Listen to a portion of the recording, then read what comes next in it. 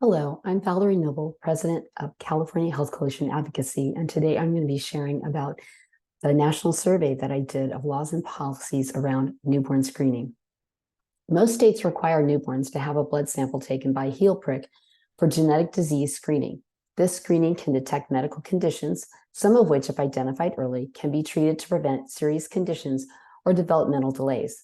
Laws and policies related to this newborn screening vary from state to state and impact issues of consent and privacy. So most states have opt-outs to the required newborn testing.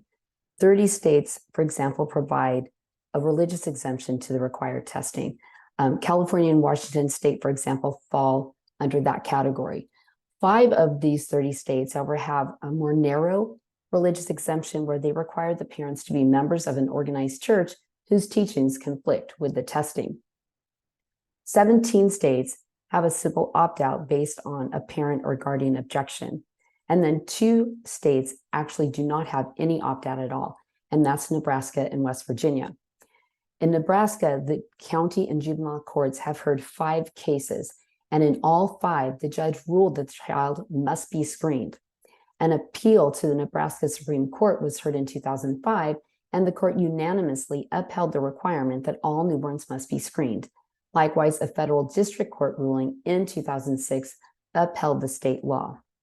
Meanwhile, West Virginia this year introduced a bill to require consent for the testing. Only one state and the District of Columbia currently require parental consent for newborn screening tests. So that Wyoming and Washington, D.C. actually require a parent to consent to the newborn screening rather than it being mandated. So after the newborn testing is completed, there's still some residual blood spots left on the collection card. Each state has its own policy about how long these residual blood samples are stored. In states where they are stored for longer periods of times, they may be kept in what is called a biobank. The majority of states store the samples for 1 year or less, as you can see on the slide. There are 13 states that store this residual blood samples from 2 to 5 years. 7 states store the residual blood samples from 15 to 27 years. For instance, Washington State stores the samples for 21 years. And then there's only 4 states that store the blood samples indefinitely. California is one of those, as well as Maine, Michigan, and Minnesota. Michigan and Minnesota have both been subject to lawsuits that have been successful, and part of their biobanks have had to be destroyed because of those lawsuits. Also, I want to mention that most states have an option for parents to request the destruction of the stored residual sample. Some states use stored samples for quality assurance purposes, such as evaluating new tests that are developed to identify new genetic diseases. Other states release the stored samples to third parties for research purposes that include developing new tests to identify genetic diseases and potentially to also develop treatments for those diseases. In general, however, there's a lack of transparency related to this third-party research. It is likely that someone is profiting either from the development of new tests or from new treatments. And once again, we see that the policies vary widely. So we have 22 states that do not use or release the residual blood samples for research at all. We have 14 states that require consent for the use or release of residual blood samples for research. And then we have 12 states that use or release residual blood samples for research without express consent. California and Washington State both release the residual blood samples without express consent. And of the 12 states, though, that not requiring consent, one of those do require consent for the storage, and one has an opt-out of storage or research before the sample is stored. These residual blood samples might also be available for law enforcement purposes.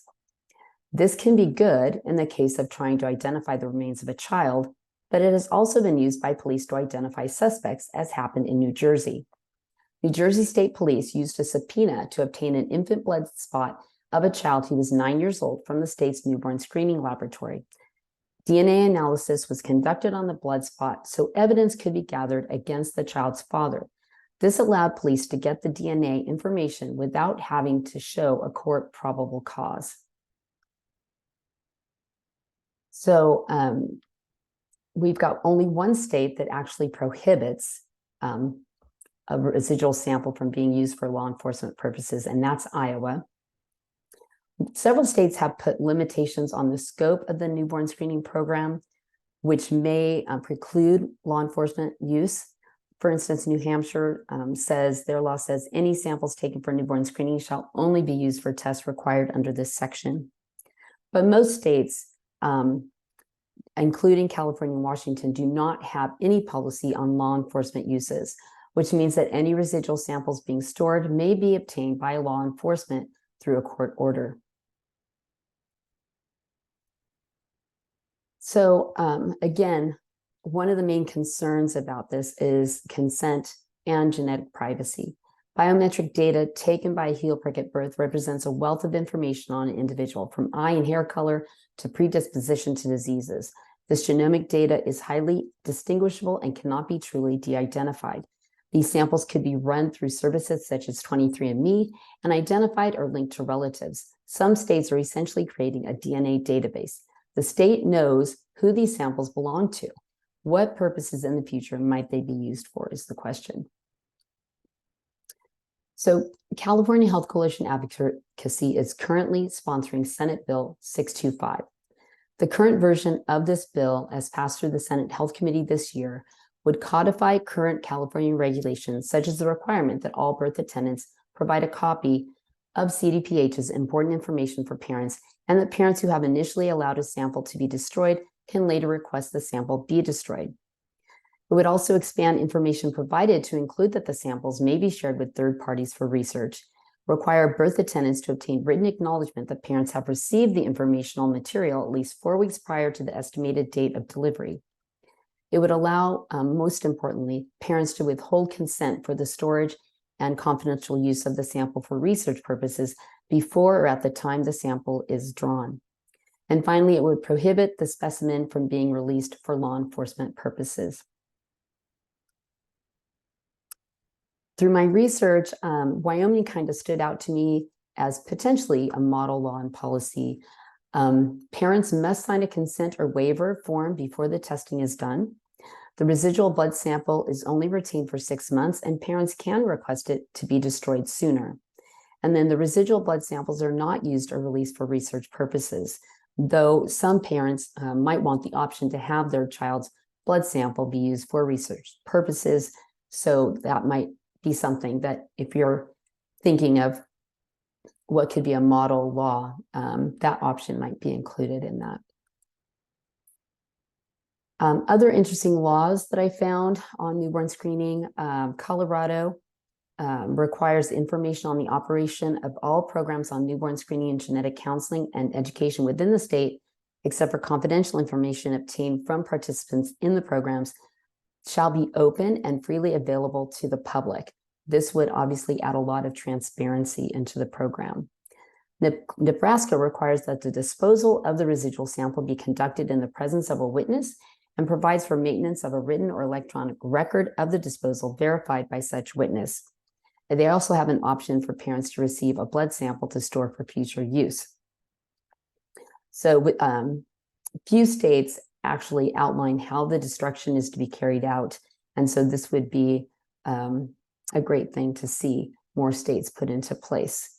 And finally, we have New Hampshire, who has a law in the book saying no whole genome DNA sequencing shall be performed pursuant to this chapter unless the general court authorizes such sequencing by statute. It does seem that genome sequencing could be the future of newborn screening.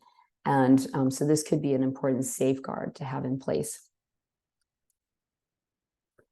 Finally, if you're in California and you want more information about California's laws and policies on newborn screening, you can go to californiahealthcoalitionadvocacy.org/genetic privacy, and we have a whole page there with a lot more information on it for Californians.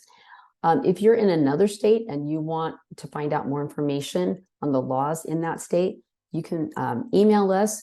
We have a whole spreadsheet with a lot of information that we could share with you. And our email address again is advocacy@californiahealthcoalition.org.